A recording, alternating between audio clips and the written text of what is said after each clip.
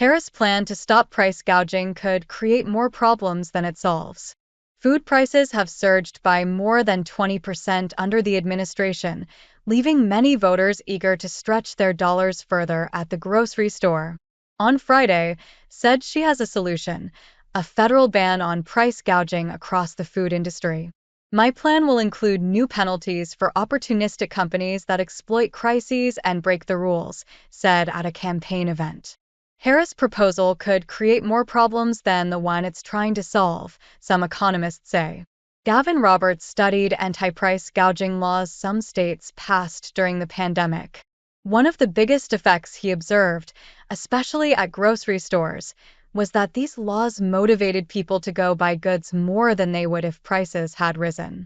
When prices are high, in most cases, the best policy action in response is actually taking no action, the chair of economics department. That would cause consumers who are deterred by, say, high prices of beef, to instead purchase another type of meat or protein.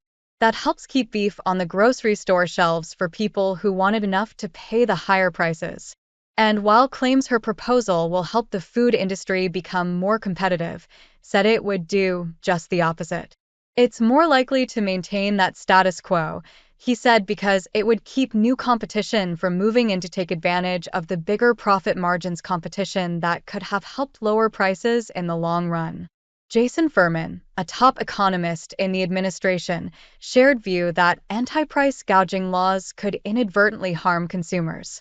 This is not sensible policy, and I think the biggest hope is that it ends up being a lot of rhetoric and no reality, he told There's no upside here, and there is some downside.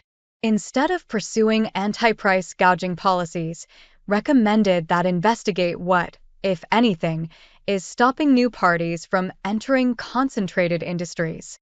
To his point, a campaign fact sheet said that also plans to make more resources available for the federal government to identify and take on price fixing and other anti-competitive practices in the food and grocery industries. Campaign staff declined to comment on critiques of proposed price gouging ban, pointing speech and the fact sheet shared ahead of it. What's behind price increases the past few years? The jury is still out on the extent to which price gouging has contributed to inflation over the last few years. Research from the suggests alleged corporate price gouging was not a primary catalyst for the inflation surge that began in 2021, while progressive-leaning think tanks have published research that suggests there's a more direct link. Until late last year, companies routinely said on their quarterly earnings calls with investors that customers continued to pay for goods even as businesses hiked prices. That's because demand stayed high, fueled by bigger paychecks and pandemic stimulus that padded savings accounts. So many economists contend corporate profits were juiced by that thing you learned in supply and demand, not corporate greed alone, anyway.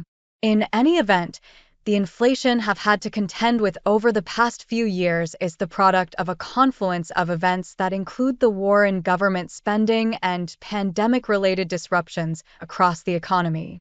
The unprecedented stress on supply chains in the thick of the pandemic, for example, contributed significantly to inflation's rise in early 2021.